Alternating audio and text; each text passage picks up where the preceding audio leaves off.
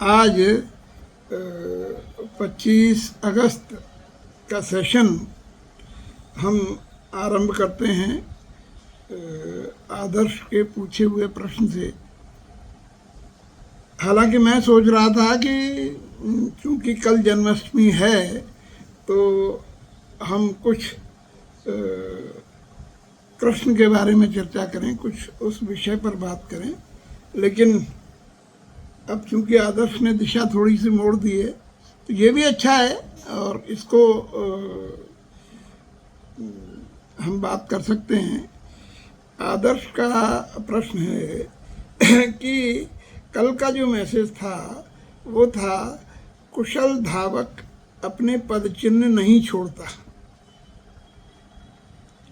तो ये एक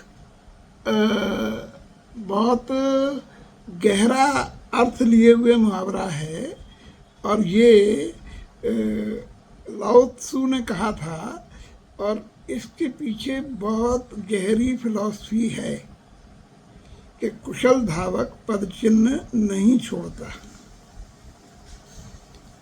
और ये सामान्य तौर पर बड़ी विरोधाभासी चीज लगती है कि कोई भी व्यक्ति जब किसी भी मार्ग पर चलेगा तो अपने निशान छोड़ेगा पीछे कि उसके निशान छूटने चाहिए ताकि दूसरे आने वाले भी उसका अनुसरण कर सकें।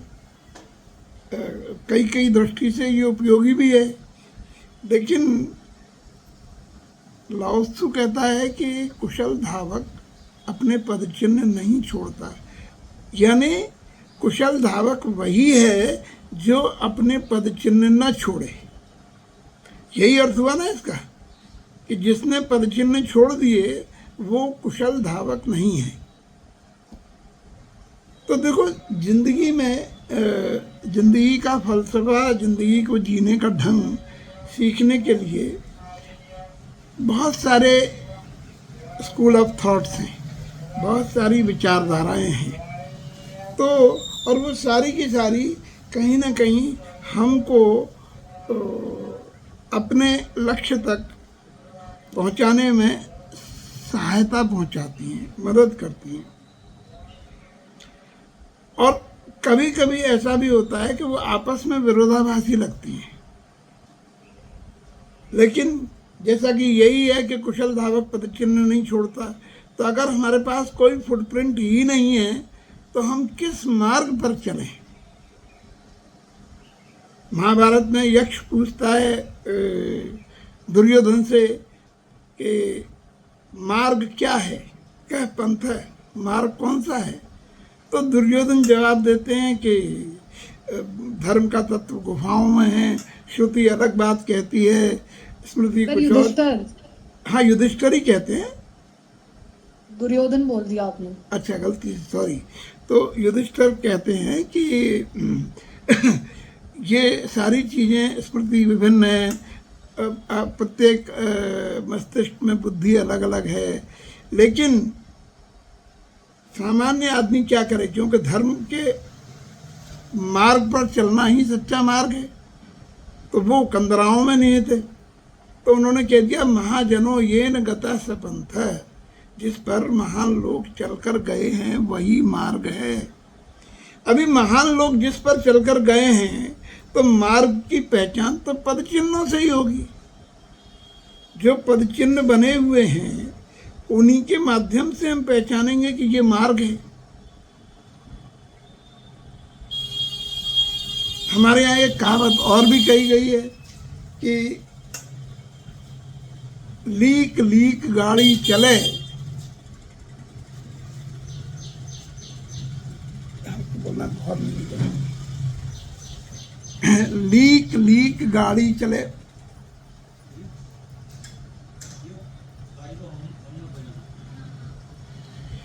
लीक लीक गाड़ी चले और लीक ही चले कपूत, और 3 लीक बाहर चले शायर सिंह सपूत।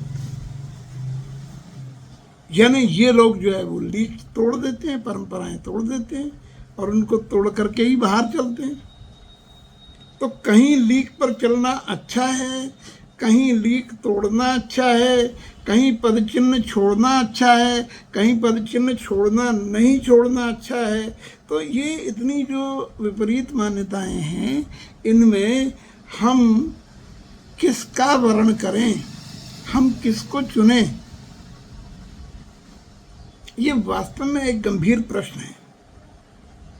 लेकिन हम अपनी स्थिति देखें, हम कहाँ बैठे हैं, हम किस सेंटर से जुड़े हैं।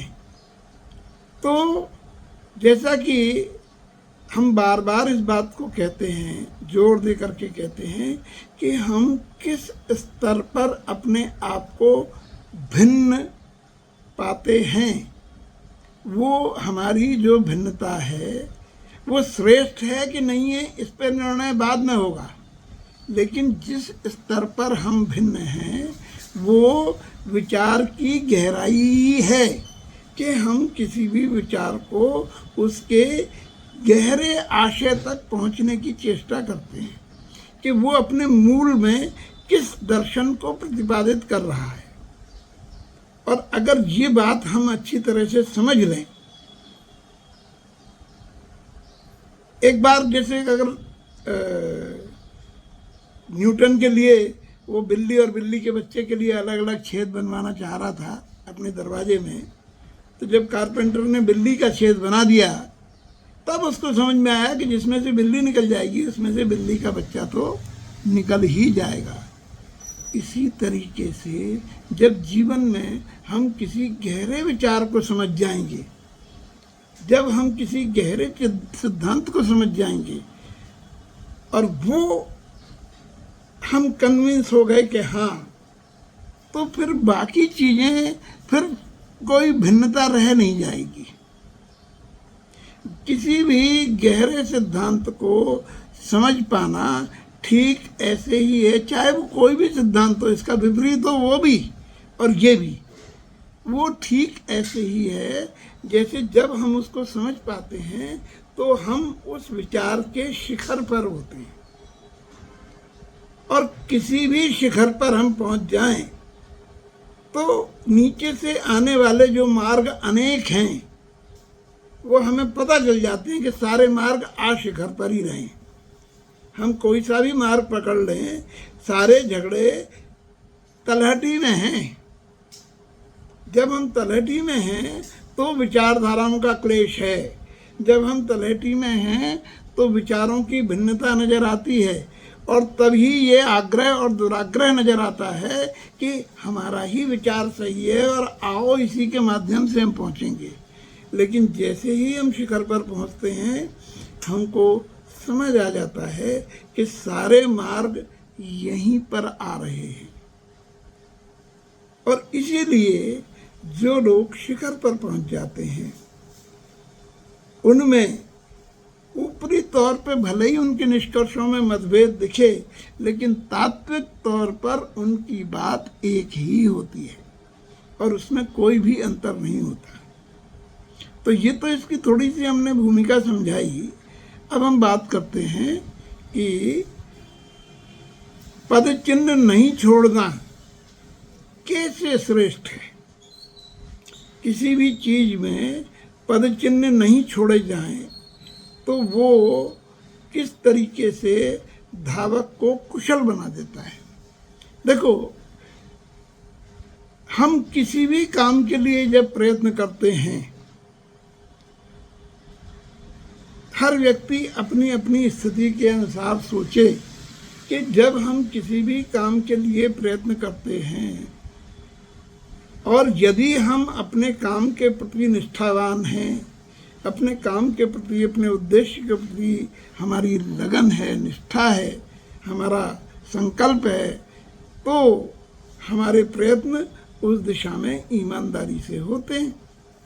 और वो ईमानदार प्रयत्न ये होते हैं कि हम उसमें पूरा समय, श्रम और योग्यता सब कुछ लगा देते हैं।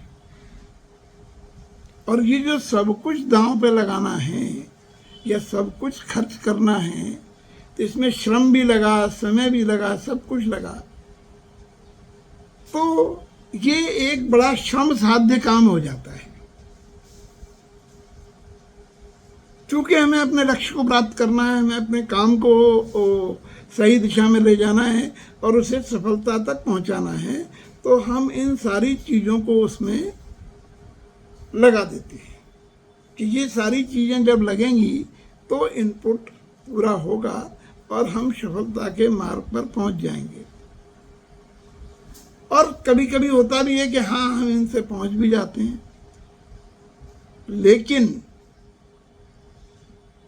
इन सारे इनपुट के बाद भी कोई भी व्यक्ति अपनी सफलता के प्रति 100% आश्वस्त नहीं हो पाता। आमतौर पर वो श्रम भी कर रहा है, वो निष्ठावान भी है, ईमानदारी से समय भी दे रहा है, सब कुछ कर रहा है, लेकिन इसके बाद जो आश्वस्ति होनी चाहिए, इसके बाद जो आत्मविश्वास आना चाहिए, वो नहीं आ रहा है। नहीं आ रहा है वहां तक तो फिर भी गनीमत है, लेकिन इसके विपरीत भय आ रहा है कि हम सफल होंगे या नहीं होंगे। तो अब बताओ कि वो व्यक्ति अपने मार्ग पर फुटप्रिंट नहीं छोड़ेगा तो क्या करेगा। देखो, एक बड़ी सामान्य सी बात है, फुटप्रिंट बनते कब है? साइंटिफिकली बताओ जरा, निहारिका, फुटप्रिंट बनेंगे कब? जब मतलब चलोगे तभी बनेंगे। और चलने से तो नहीं बन सकते। किसी आदमी ने अपने वजन को ऊपर खींच लिया तो फुटप्रिंट नहीं बनेंगे। नहीं सर, अगर धरती पे चलेगा तो बनेगा, हवा में चलेगा तो नहीं बनेंगे। जब दबाव प्रेशर लो, प्रेशर, बिल्कुल, ये सबसे सही जरूरी चीज है कि जब हमारा दबाव पड़ेगा तब फुटप्रिंट बनेंगे। तो ये जितनी भी एक्टिविटी हैं जो श्रम साध्य हैं, वो अनिवार्य रूप से दबाव बनाती ही हैं और फुटप्रिंट उसी दबाव का परिणाम होते हैं कि उस दबाव में जो कुछ भी काम किया गया उसके निशान छूटते चले जाएंगे। ये है। तो ये हमें सफलता भले ही दिला दें, लेकिन वो जो संतुष्टि है, वो जो कुशलता के उपरांत, एक्सीलेंस के उपरांत एक भाव मन में आता है, विनम्रता का, अहोभाव का, ग्रेटिट्यूड का, वो सारे भाव परिश्रम के द्वारा अर्जित की हुई चीजों में अपेक्षाकृत कम आएंगे या नहीं आएंगे। और संभावना अधिक इस बात की है कि इसके विपरीत आत्मविश्वास की जगह आत्म अभिमान आ जाए, अहम भाव आ जाए। क्योंकि परिश्रम के बाद जब कोई चीज हासिल की है, युद्ध के बाद अगर कोई विजय हमने प्राप्त की है, तो उसका परिणाम अगर अहम आ रहा है तो सामान्य तौर पे दुनिया भी नज़र में गलत नहीं है, क्योंकि परिश्रम करके हमने उसको जीता है और जिस चीज़ को हमने जीता है उसके प्रति हमारा अहंकार जायज़ है। सारी जो सामान्य मान्यताएं हैं वो तो यही बताएंगी। लेकिन हम अगर इस सिद्धांत को फॉलो करें कि कुशल धावक पद चिन्ह नहीं छोड़ता है, और ये हमारा आदर्श वाक्य अगर है, तो ये कंसेप्ट हमें समझना बहुत जरूरी है कि कौन सी स्थिति है जिसमें पद चिन्ह नहीं छूटते। सबसे पहली चीज, हम जिस काम को कर रहे हैं उस काम को करने में हम अपना श्रम लगा रहे हैं या अपनी विनम्रता लगा रहे हैं। हम किसी काम को श्रद्धा पूर्वक कर रहे हैं या हम उस काम को श्रम पूर्वक कर रहे हैं। अगर हम उस काम को श्रम पूर्वक कर रहे हैं तो श्रम करने में अहंकार पुष्ट होगा ही।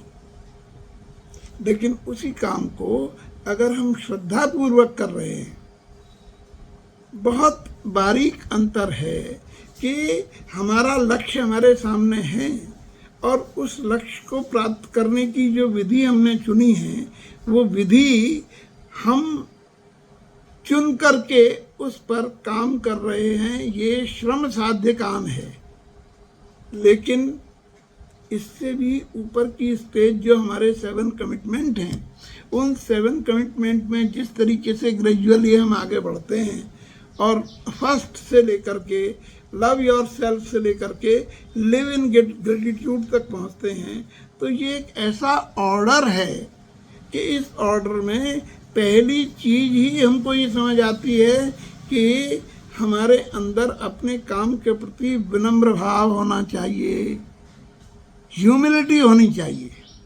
अगर ह्यूमिलिटी है उस काम के प्रति तो हमारा अहंकार पुष्ट नहीं होगा, अहंकार उपजेगा ही नहीं।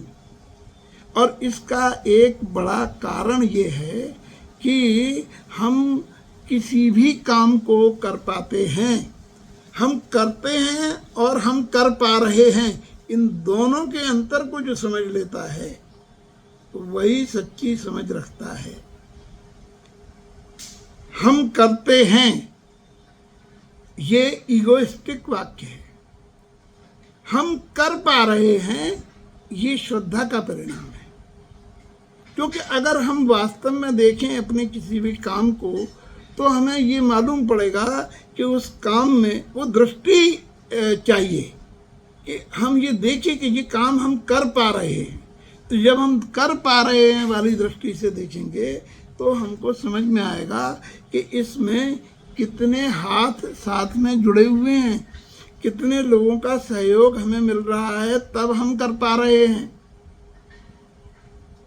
अगर हमने अपने लक्ष्य के प्रति अपना मार्ग भी चुन पाया तो उसमें भी कहीं ना कहीं किसी न किसी का योगदान है।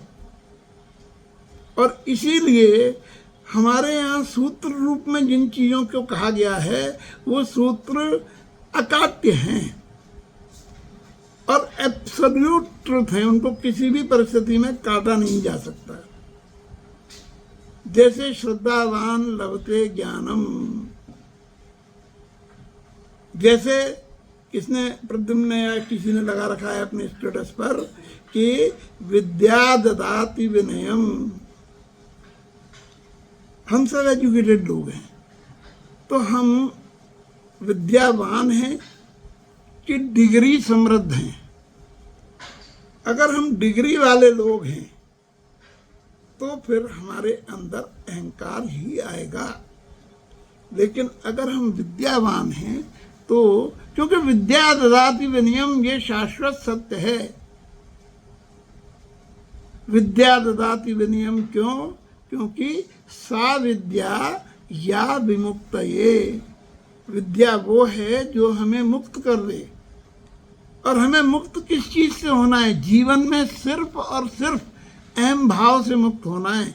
अहम भाव से मुक्त होते ही सारे मार्ग दिखाई देने लगते हैं और फिर उन सारे मार्ग पर चलना बिल्कुल ही एफर्टलेस हो जाता है। तो पहली चीज कि फुटप्रिंट न बने, इसके लिए कार्य के प्रति हमारा अनुराग, हमारा प्रेम, हमारी श्रद्धा, हमारी विनम्रता ये होना बहुत जरूरी है। अच्छा, विनम्र भाव से हम किसी काम को करते हैं, एक सामान्य सी बात है कि विनम्रता पूर्वक हम किसी भी काम को करते हैं तो क्या कभी उसमें थकान होती है? क्यों नहीं यारिका? विनम्रता पूर्वक जब कोई काम करते हैं तो थकान होती है? पता नहीं सर, करके देखो तब पता चलेगा। जी विनम्रता पूर्वक काम करने से थकान होती ही नहीं है। विनम्रता से हम काम करें और थकान हो जाए तो समझ लो कि विनम्रता ओढ़ी हुई है, वास्तविक नहीं है। सच्ची विनम्रता हमको स्फूर्ति से भर देती है। और जो हम थक जाते हैं कि अरे सर आपको अपनी पड़ी है, इसमें बिजी, उसमें बिजी, इसमें बिजी, दिन भर बिजी, और अब उसके बाद में ये भी करें तो बस थक रहे हैं ना, आदमी हैं, ह्यूमन बीइंग हैं, थक भी जाते हैं। तो जो थकना नहीं चाहता, हम चुनाव करें कि हम थकना चाहते हैं या फ्रेश रहना चाहते हैं। तो अगर हम फ्रेश रहना चाहते हैं तो केवल एक दिन का संकल्प करें कि आज हम विनम्र रहेंगे, और शाम को परिणाम देखें उसका। लेकिन हमें संतोष ही नहीं मिलता जब तक हम अपने अहम का प्रदर्शन नहीं करें। तो कुशल धावक, कुशल कार्य कुशल बनने के लिए हमको अहम शून्य होना ही पड़ेगा, विनम्र होना ही पड़ेगा। और विनम्र व्यक्ति हल्का होता है कि भारी होता है?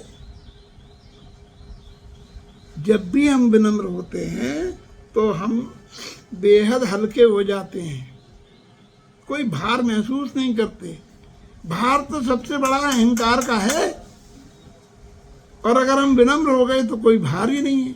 और जब कोई भार नहीं है तो जब हम अहंकार से भरे हुए हैं तो हम अपने पीछे अपने नाम की, अपनी प्रसिद्धि की, सबकी परवाह करेंगे, तो हम पद चिन्ह छोड़ेंगे ही, क्योंकि काम तो एक बार हम कर जाएंगे। और उस रेस को जिन्होंने देखा है वो मान लेंगे कि कुशल धावक है, लेकिन बाद में आने वाले कैसे मानेंगे? बाद में आने वाले तो पद चिन्ह देख के ही मानेंगे।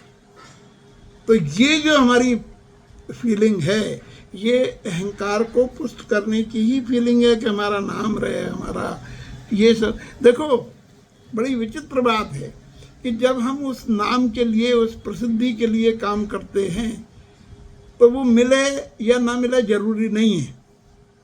लेकिन जब हम विनम्र होकर काम करते हैं तो प्रसिद्धि उसकी छाया है, वो मिलेगी ही। कुशल धावक जिसने पदचिन्ह नहीं छोड़े हैं उसकी सफलता अपने आप में यानी जब हमारे प्रयत्न मौन में होते हैं, जब हमारे प्रयत्न साइलेंट होते हैं, तो हमारी सफलता शोर मचाती है। और सफलता का शोर ही वास्तविक शोर है, वही उपलब्धि है, और कहीं ना कहीं हम चाहते भी वही हैं। लेकिन अगर उसके लिए हम इतने परिश्रम के साथ में काम करेंगे जिसमें हमारा पूरा फोकस इस बात पर होगा कि पद चिन्ह छूटने ही चाहिए, तो फिर उसमें जो श्रम लगेगा, उसमें जो प्रयत्न होंगे, वो प्रयत्न एक्सीलेंस को टच नहीं कर पाएंगे। एक बार वो सफलता दिला दें, हो सकता है, ये भी हो सकता है, लेकिन एक्सीलेंस तो बिल्कुल भी नहीं आएगी। तो इसीलिए जो एक्सीलेंट रेसर है, एक्सीलेंट रनर है, उसके पद चिन्ह छूटेंगे ही नहीं। तो पहली हो गई विनम्रता, दूसरी हो गई क्या? एफर्टलेसनेस। तो एफर्टलेसनेस क्या है? हम कोई भी काम करते हैं तो उसमें हमें इनपुट अपने एफर्ट्स का देना ही पड़ता है। बिना एफर्ट दिए हम एक कप चाय भी नहीं बना सकते। किसी एक मकान में, एक कमरे में दो बहनें रह रही हैं, दोनों की इच्छा है कि चाय पिए, लेकिन बनाए कौन, इस पे संघर्ष है। तो एक ने कहा कि तू बना दे, तो उत्तर आया तू क्यों नहीं बना रही? तो इसमें तो प्रयत्न, जो भी बनाएगा, कोई बना दे, लेकिन जो भी बनाएगा उसको प्रयत्न करना पड़ेगा। लेकिन अगर दोनों में प्रेम है तो चाय की इच्छा होने से पहले ही मन में आ जाएगा कि चलो यार, इसकी चाय का टाइम हो गया, हम चाय बना दें। अभी हम जो चाय बनाएंगे उसमें प्रयत्न लगेगा क्या? इस चाय में कोई भी प्रयत्न नहीं लगेगा। ये चाय बिना प्रयत्न के बनेगी। इसके लिए उदाहरण स्वरूप हम देखें तो प्रकृति के जितने भी काम हैं वो इतने साइलेंट होते हैं कि उनमें प्रयत्न नहीं है, स्वाभाविक क्रियाएं हैं। सारे जगत की ऊर्जा का केंद्र सूर्य अगर प्रयत्न पूर्वक उगने लगे तो जरा सोचो कितना कठिन काम होगा ये। लेकिन वो सहज है और सारे संसार को ऊर्जा दे रहा है, उसी की ऊर्जा से सब कुछ चल रहा है। तो हम जिस काम को भी कर रहे हैं उस काम को करने में कितने प्रयत्न दे रहे हैं, और ये हमारी नॉलेज में है, तो ये सारे के सारे प्रयत्न श्रम साध्य ही कहे जाएंगे, और इसीलिए ये प्रयत्न परिणाम में हमको थका देंगे। लेकिन अगर हम उसी काम के प्रति एक अनुराग रखते हैं, एक प्रेम रखते हैं, अपना एक विनम्र भाव रखते हैं, अपना एक संकल्प रखते हैं, अपनी निष्ठा रखते हैं, किसी के प्रति अपनी वचनबद्धता रखते हैं, फिर जब हम उस काम को करते हैं तो उस काम को करने में प्रयत्न नहीं होता बल्कि प्रक्रिया में आनंद होता है। और जिस प्रक्रिया में आनंद होता है उसकी सफलता 100% सुनिश्चित है। आनंद और भय ये दोनों एक साथ रह ही नहीं सकते, इनका को एग्जिस्टेंस नहीं है। या तो हम भय में रहेंगे या तो हम आनंद में रहेंगे। तो श्रम पूर्वक जब हम प्रयत्न कर रहे हैं तो परिणामतः वो अहम भाव आता है, और वो अहम भाव की छाया ही भय है, क्योंकि अहम पराजित नहीं होना चाहता, अहम असफल नहीं होना चाहता। और जब वो असफल नहीं होना चाहता तो आशंका भी उसको भयभीत कर देती है, आशंका भी उसको तनावग्रस्त कर देती है। लेकिन यदि उसी कार्य को हमने प्रक्रिया में पूर्ण आनंद के साथ किया है तो आनंद में भय का कोई स्थान नहीं है। आनंद होगा ही तब जब हम आत्मविश्वास से भरे हुए होंगे। अब बात थोड़ी सी लंबी हो जाएगी, अन्यथा आत्मविश्वास है क्या? अपने आप पर विश्वास करना ही तो आत्मविश्वास है। तो आत्मविश्वास भी सच्चा वही कर सकता है जो अपने आप को जानता है। यहाँ बस इतना ही संकेत करूंगा मैं। तो आत्मविश्वास विनम्रता देगा, विनम्रता एफर्टलेसनेस लाएगी हमारे काम में। जब एफर्टलेसनेस आएगी तो सफलता भी सुनिश्चित होगी और एक्सीलेंस भी सुनिश्चित होगी। तो जब एक्सीलेंस सुनिश्चित होगी तो फुटप्रिंट नहीं बनेंगे, कोई निशान पीछे छूटेगा ही नहीं, क्योंकि निशान छोड़ने की चेष्टा ही नहीं है। निशान चेष्टा पूर्वक ही छूटते हैं।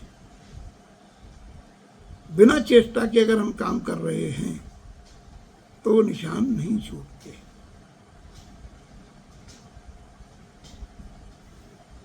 एक और बात इसमें है, उस पर भी ध्यान देना पड़ेगा।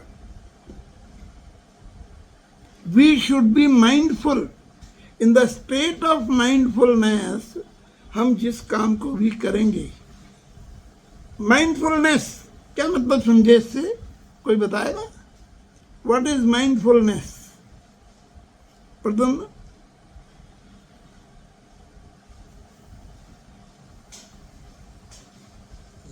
how we can say कि माइंडफुलनेस के साथ हम काम कर रहे हैं।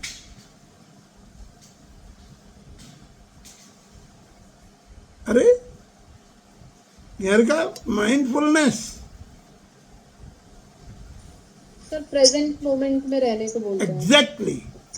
माइंडफुलनेस का मतलब है प्रेजेंट मोमेंट में जब हम हैं तो दैट इज माइंडफुलनेस।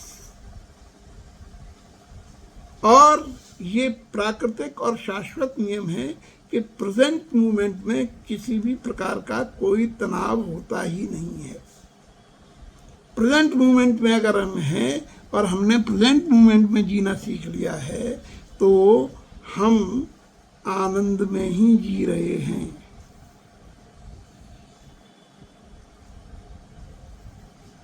अभी अभी आलोक मेरे सामने बैठे हैं। आलोक ने मुझसे पूछा था कि सर ध्यान की विधि, ध्यान में करना चाहता हूँ, ध्यान की विधि क्या हो सकती है। तो ध्यान की विधि के लिए अगर कोई गुरु आप मुझे बता दें तो वो मुझे विधिवत ध्यान करना सिखा दे। तो अब मेरी तो गुरु और ध्यान और इन सब चीज़ों के बारे में थोड़ी सी धारणाएं अलग हैं, लेकिन यहाँ संयोग से ये माइंडफुलनेस आ गई है।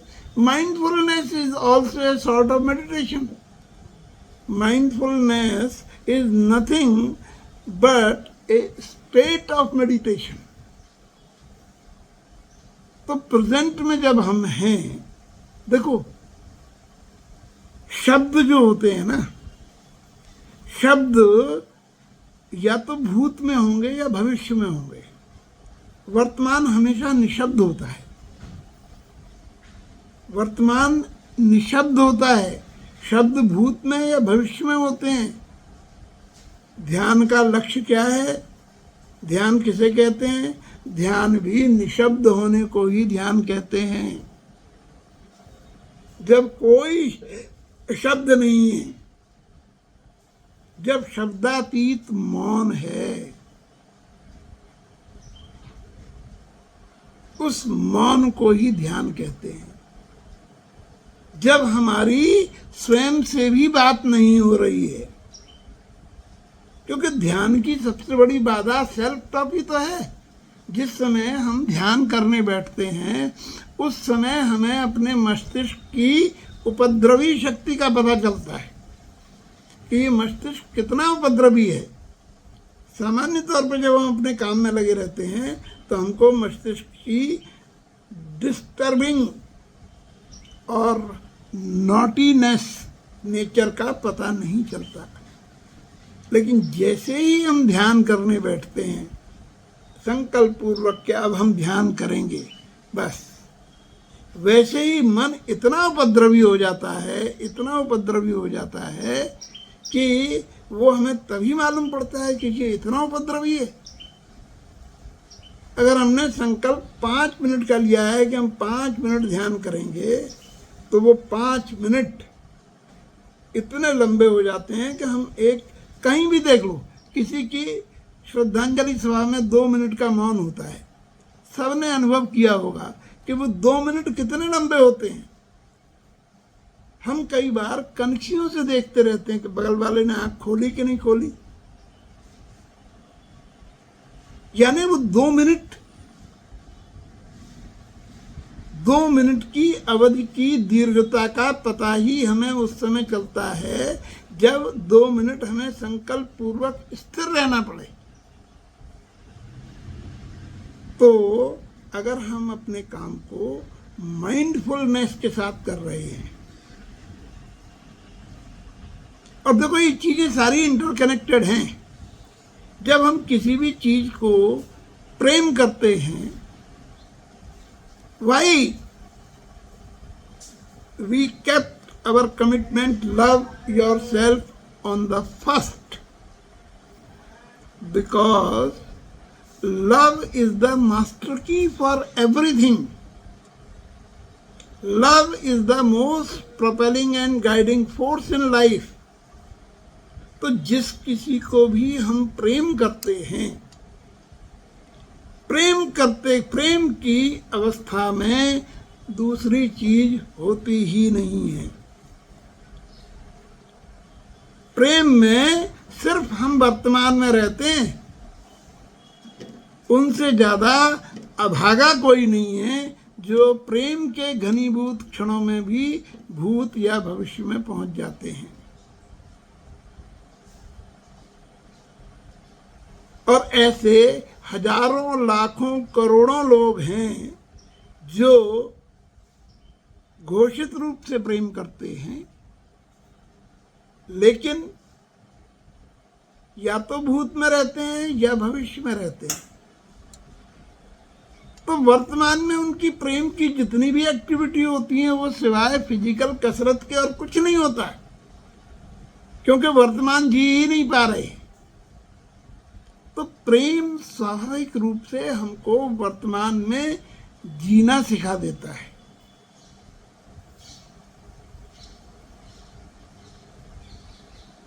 तो जब हम अपने काम से प्रेम करेंगे, जब जिस लक्ष्य को हम प्राप्त करना चाह रहे हैं उससे हमारा प्रेम होगा, उसके प्रति हमारी निष्ठा होगी। देखो, प्रेम जिस चीज से है उसके प्रति निष्ठा स्वाभाविक रूप से हो जाती है, उसके प्रति सक्रिय होने की प्रेरणा अपने आप हो जाती है।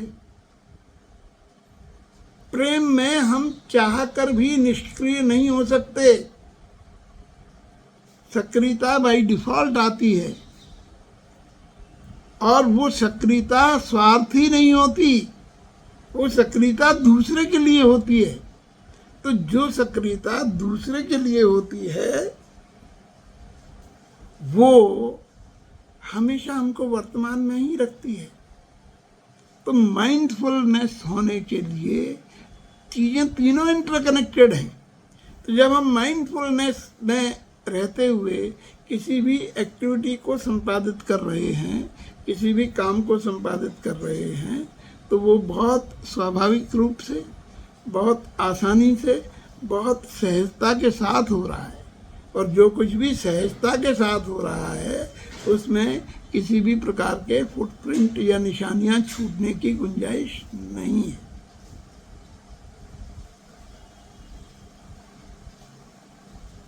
एक और चीज को इसमें जोड़ सकते हैं,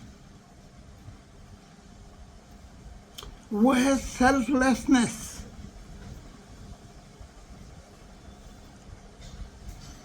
देखो, जब हम सेल्फिश मोटिव से कोई काम करेंगे तो सेल्फिश मोटिव हमको भारी बनाएगा। सेल्फिश मोटिव हमेशा दिमाग पर ये प्रेशर रखेगा कि इसमें सफल होना ही है। सेल्फिश मोटिव का मतलब है कि हानि लाभ नजर में है। जब हानि और लाभ नजर में है तो हम किसी भी काम को हानि के लिए करेंगे क्या? नहीं करेंगे। हम किसी भी काम को जब सफलता और असफलता हमारी नजर में है तो हम उसको, अपने किसी भी काम को सफलता के लिए ही करेंगे। तो उद्देश्य हमने पहले से तय कर लिया, प्रक्रिया बाद में शुरू हो रही है, प्रयत्न बाद में शुरू हो रहे हैं। तो ये प्रयत्न कभी भी सेल्फलेसनेस की स्टेट में नहीं होंगे।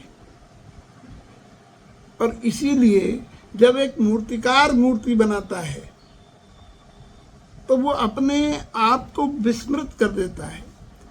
कला में भी जो क्वालिटी होती है, कहते हैं ना कि वही चीज कला में 10 रुपए की मिल रही है और वही चीज 10,000 की मिल रही है। तो ये 10 रुपए से 10,000 का जो अंतर क्रिएट होता है वो किस चीज से होता है? ये उस कलाकार की उस मनस्थिति से होता है जिसमें उस कलाकृति का सृजन हुआ है।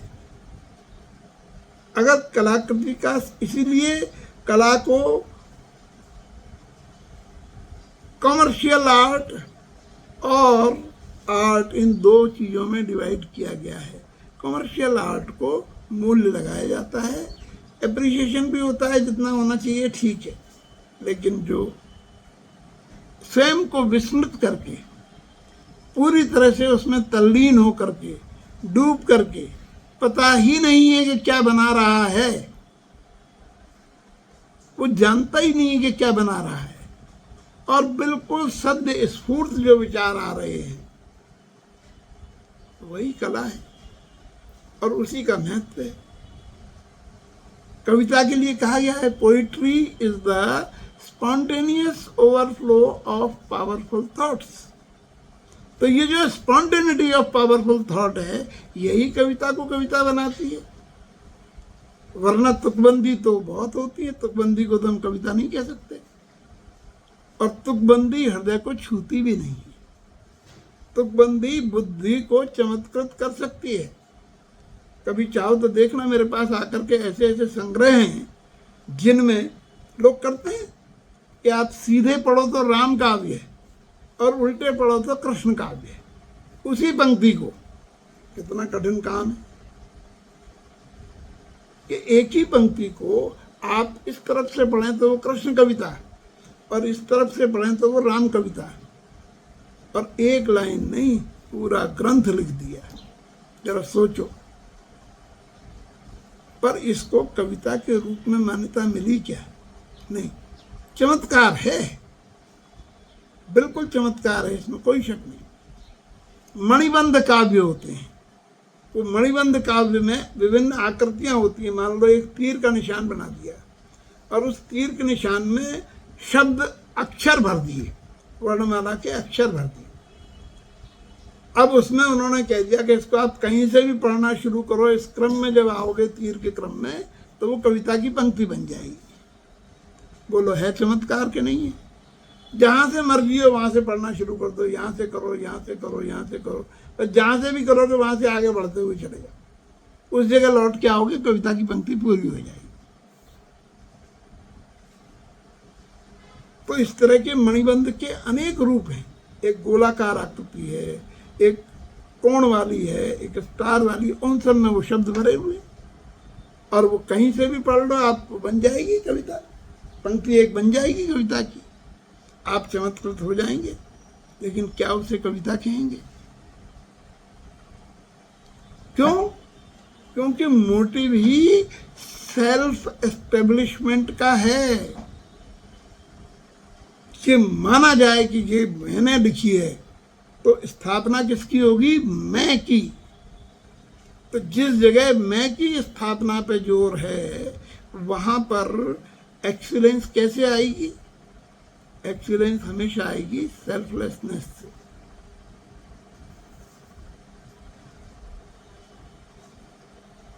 कल मैंने अपने एक परम मित्र को एक पंक्ति लिख के भेजी थी।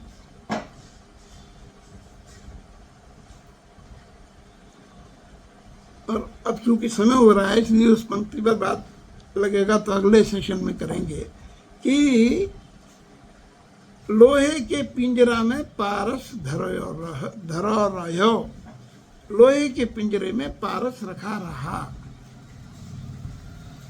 बड़ी साधारण पंक्ति है, शिवी अर्थ समझ में आया इसका?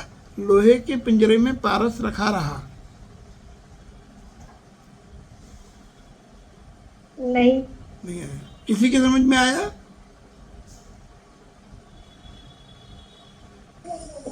चलो कोई लोहे और पारस के बीच में संपर्क नहीं हो पाया। हाँ, काफी कुछ निकट पहुंच रहे हो तो। नेचुरली तो संपर्क होना चाहिए ना, क्योंकि उस पिंजरे में है तो। हाँ, तो संपर्क हो जाता तो सोने का हो जाता पिंजरा, फिर लोहे का कैसे रहता? हाँ, तो कुछ ना कुछ तो अड़चन था दोनों के बीच में, जिस कारण से उनका संपर्क नहीं हो पाया। बिल्कुल बिल्कुल बिल्कुल बिल्कुल बिल्कुल ऐसा ही है, ऐसा ही है। तो चलो याद दिलाना, अगली बार अपन इस पे बात करेंगे। ये अपने आप में एक पूरा सेशन मांगता है। तो मैं ये बता रहा हूँ कि जब तक सेल्फलेसनेस नहीं आती, तब तक हमारे काम में एक्सीलेंस नहीं आती। काम तो हो जाता है, हमारे हस्ताक्षर ऑटोग्राफ बन जाएंगे अगर हम बनाना चाहेंगे तो। लेकिन देखो, हमारे यहाँ का जितना जो श्रेष्ठ काव्य परंपरा है, वेद परंपरा है, वेद परंपरा में किसी रचयिता का नाम है क्या? इसीलिए वेद को अपौरुषेय कहते हैं कि वो किसी पुरुष के द्वारा नहीं लिखे गए। लेकिन क्या ये संभव है कि जो स्क्रिप्ट मौजूद हैं लिखी हुई हैं वो किसी के द्वारा नहीं लिखी गई हो, ये तो कभी संभव नहीं है। लेकिन वो ऐसे समूह के द्वारा लिखी गई और अनेक पीढ़ी दर पीढ़ी में लिखी गई, ज्ञान की वो श्रेष्ठ परंपरा रही जिसमें सब ने सेल्फलेसली अपना अपना योगदान दिया।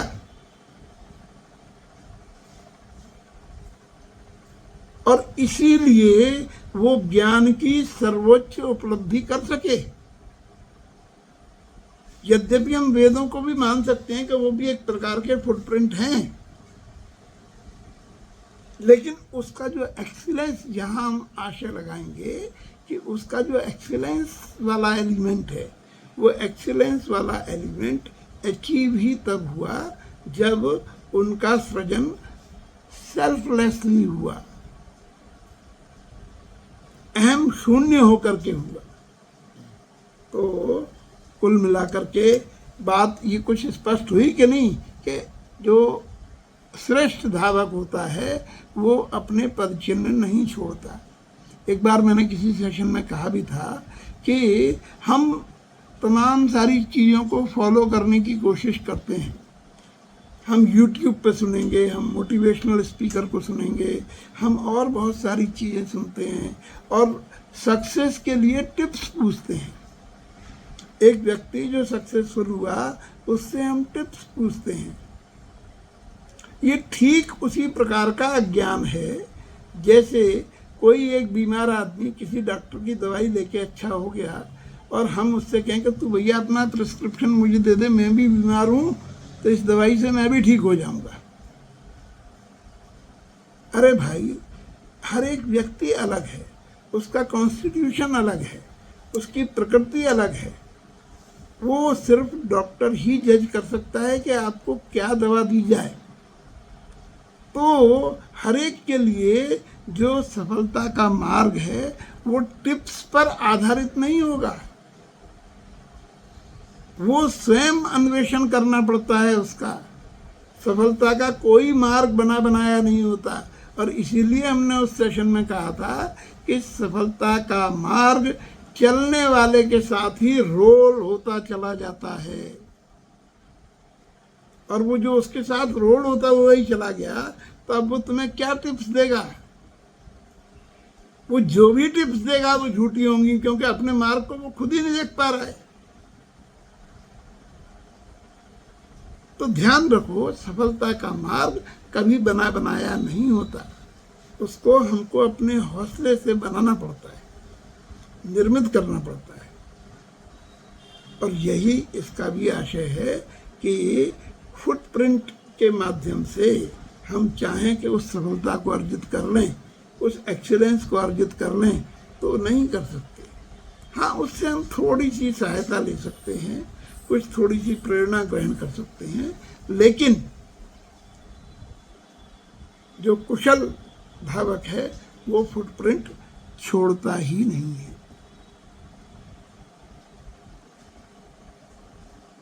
एक बार मैंने ज़ैन कहानी सुनाई थी, वो बड़ी अच्छी कहानी है, यहाँ इस संदर्भ में बहुत प्रासंगिक है, तो इसलिए उसको सुना करके आज के सेशन को हम समाप्त करते हैं।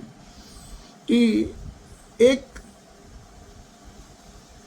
व्यक्ति बहुत अच्छा धनुर्विद्या का ज्ञाता था, धनुर्धर, आर्चरी का बहुत बड़ा प्लेयर था। तो एक बार उसके राजा ने उसको बुलाया और कहा कि तुमसे बड़ा धनुषधारी कोई आज तक हुआ नहीं, तुम इतने बड़े धनुर्धर हो, तो अब मैं बाकायदा ये घोषणा कर देता हूँ कि तुम संसार के सर्वश्रेष्ठ धनुर्धर हो। तो राजा का जो दरबान था वो ये बात सुन रहा था और वो मुस्कुरा के हंसने लगा। तो इस धनुर्धर ने कहा कि महाराज, वो तो मैं हूँ ही, सबसे अच्छा धनुर्धर हूँ, कोई कंपटीशन में नहीं है, तो घोषणा आज करें या कल कोई फर्क नहीं पड़ता, कर देंगे, कभी भी कर देंगे। वो बाहर निकला और जब बाहर निकला तो उसने उस दरबान से पूछा कि तुम हंसे क्यों, तुम्हारे हंसने का क्या कारण था। तो उसने कहा कि जल्दबाजी मत करना घोषणा करवाने में। अगर सर्वश्रेष्ठ धनुर्धर को देखना है तो मैं जानता हूँ, एक का पता मैं तुम्हें देता हूँ, पहले उससे मिल लेना और उससे मिलने के बाद अपनी घोषणा करवा देना। तो इसने उससे पता लिया और उसका पता ले करके वो एक पर्वत की तलहटी में, बहुत गहरी खाई में, बड़े एकांत निर्जन वन में रहा करता था। ये वहाँ तमाम सारे संघर्ष के बाद पहुँचा और वहाँ देखा कि एक वृद्ध आदमी वहाँ पर मौजूद था। तो ये उसके पास रहा और इससे पूछा कि ये व्यक्ति तुम ही हो। उसने कहा हाँ मैं ही हूँ। तो बोले मैंने सुना है कि तुम सबसे अच्छे धनुर्धर हो। तो उसने कहा नहीं, सबसे अच्छा तो नहीं हूँ, लेकिन हाँ। तो बोले मैं तुमसे सीखना चाहता हूँ। और ये 3 वर्ष रहा उसके पास और 3 वर्ष रह के उससे इसने धनुर्विद्या सीखी और पूरी सीखी। तो वो इससे श्रेष्ठ किस तरह से था कि वो किसी भी चीज को बाण बना देता था। उसके हाथ में कोई भी चीज आकर के तीर बन जाती थी। जिस चीज को उठाकर उसने फेंक दिया बस वो तीर की तरह से ही काम करती थी और अपने लक्ष्य को भेदन करती थी। तो ये बड़ी भारी कला थी और उसने सिखा दी इसको और इसने सीख भी ली। तो इसने कहा कि अब तो ठीक है, अब तो मैं घोषणा करवा सकता हूँ कि मैं सर्वश्रेष्ठ धनुर्धर हूँ। लेकिन अपने जीनियस शिष्य से सबसे बड़ा खतरा गुरु को होता है। सरल शिष्य कभी खतरा नहीं पहुंचाएगा, लेकिन जीनियस शिष्य, अब वो जीनियस था, उसने सीख लिया था सब। तो उसने कहा कि जब तक मेरा गुरु जीवित है ये, तब तक मैं कितनी भी घोषणा करवा दूं, मेरे दिल में तो रहेगा ही ना कि हाँ ये मुझसे ज़्यादा जानता है, ये मुझसे ज़्यादा बेटर है। तो उसने सोचा कि चलो ये झंझट ही खत्म करें, इसको गुरु को मार दें और इसको मार के चलें, तो फिर निश्चिंत हो जाएंगे। फिर तो मेरे से बड़ा कोई है ही नहीं, अब फिर मैं घोषणा भी करवा सकता हूँ, मेरी स्मृति में भी कोई नहीं आएगा। तो गुरु जब स्नान करने गए थे नदी पे, तो ये रास्ते में पेड़ की ओट में छुप के खड़ा हो गया और जब गुरु आ रहे थे तो इसने छुप करके एक तीर गुरु के चलाया। गुरु ने देखा तीर आ रहा है, गुरु समझ गए। तो गुरु ने वहीं पेड़ से एक डाली तोड़ी और उस लकड़ी को तीर बना करके फेंक दिया। तो वो तीर बन के जब गया तो इसके चलाए गए तीर में लगा और उस तीर को उल्टा वापस करके वो तीर इसकी छाती में घुस गया। अब तो व्याकुल, अब गुरु आए और गुरु ने इसकी छाती में से वो तीर निकाला और निकाल के कहा कि बस यही एक कला रह गई थी जो तेरे को नहीं सिखाई थी, आज मैंने ये भी सिखा दी। अब तू जाके घोषणा कर दे, अब कोई दिक्कत नहीं है और मैं आज से धनुर्विद्या त्यागता हूँ, मैं आज से धनुर्विद्या का प्रयोग नहीं करूँगा। अब तू निश्चिंत होकर जा सकता है और जाके अपनी घोषणा करवा सकता है। लेकिन जाने से पहले एक बात मेरी सुन ले कि अभी मेरा गुरु जिंदा है। अब ये बड़े चक्कर में पड़ गया कि जब इसकी इतनी बड़ी सिद्धि थी, किसी भी चीज को उठा के फेंक दे और वो तीर बन जाए, तो गुरु की क्या, इससे बेहतर क्या हो सकता है। इसने तो सर्वोच्च स्थिति को प्राप्त कर लिया, अब इससे ज्यादा बेहतर और क्या होगा। और ये कह रहा है कि मेरा गुरु जिंदा है। तो उसने ये उससे पूछा, तो उसने कहा हाँ पहले तू मेरे गुरु से मिल ले, उसके बाद जाना और फिर अपना अनाउंसमेंट घोषणा करवा देना। उसने कहा ठीक है, और वो उससे पता लेकर के गुरु के पास गया। गुरु उसका एक बहुत ऊंची पहाड़ी के शिखर पर रहता था। अब वहाँ पहुंचा, ये जब चढ़ के तो इसने देखा कि गुरु बहुत वृद्ध था और उस पहाड़ी के शिखर पर रहता था। तो इसने जाके उसको देखा, पूछा, उसने कहा हाँ मैं ही हूँ। तो बोले मैं आपके पास आया हूँ और ऐसे ऐसे ये पूरा प्रकरण सुनाया और मैं आपसे धनुर्विद्या सीखना चाहता हूँ। तो उसने सबसे पहले कहा कि ये धनुष बाण क्यों लादे हुए हो तुम? तो ये बोला कि धनुष बाण के बिना धनुर्विद्या कैसे सीखूंगा? तो गुरु ने कहा जब तक धनुष बाण लादे रहोगे तब तक तो धनुष विद्या सीख ही नहीं सकते। अब तो ये बड़े आश्चर्य में पड़ गया। अब उसके गुरु ने क्या किया कि एक पहाड़ की चोटी पर एक चट्टान थी, वो चट्टान आगे को निकली हुई थी, तो वो उस चट्टान पर चलता हुआ चला गया और बिल्कुल उस चट्टान के सिरे पर, जहाँ वो नीचे खाई की तरफ थी, उसके बिल्कुल सिरे पर पहुंच गया और आधा पैर भी उसने उसके बाहर निकाल लिया और वहां खड़ा हुआ और इससे कहा आजा आजा। अभी ये तो देख के ही कांप गया कि नीचे हजारों फीट गहरी खाई और ये खुद तो पहुंच ही गया है, मुझे भी बुला रहा है। इसने कहा कि आजा आजा आजा। वो बोला इतनी मैं तो गिर जाऊंगा इसमें। तो उसके गुरु ने कहा कि जब तक तेरा हृदय कप रहा है तब तक तू कोई भी निशाना कैसे लगाएगा? निशाना लगाने के लिए तो भीतर से निष्कंप होना पड़ेगा। जब तू भीतर से स्थिर होगा, भीतर से निष्कंप होगा, तभी तो निशाना लगा पाएगा। और तब उसने बताया कि निशाने के लिए तीर की जरूरत ही नहीं है। जब आप भीतर से स्थिर हो जाएंगे, भीतर से निष्काम हो जाएंगे, भीतर से निष्कंप हो जाएंगे, तो आपका संकल्प ही तीर बन जाएगा। आप केवल देख भर लेंगे और निशाना लग जाएगा।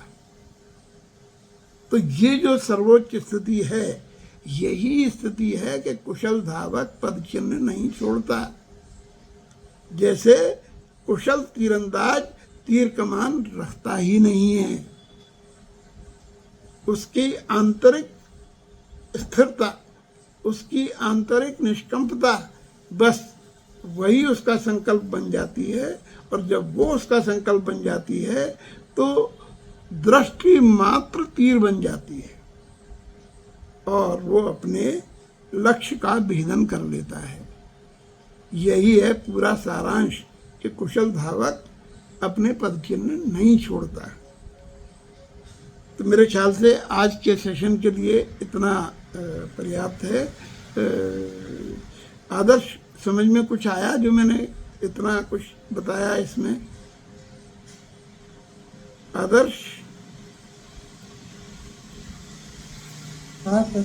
तुम्हारा प्रश्न कुछ क्लियर हुआ? अब तो सब लोग इसी की रोशनी में अपने आप में सोचना और सोचने के बाद में जो भी तुम्हारे मन में आए उसको ग्रुप में एक्सप्रेस करना, लिखना। हालांकि ये मेरा कहना हमेशा की तरह से क्या असर लाएगा ये मैं नहीं जानता, लेकिन फिर भी मेरी बहुत बहुत शुभकामनाएं कि तुम सब अपने अपने क्षेत्र में कुशल धावक बनो। Wish you all the best. Thank you very much.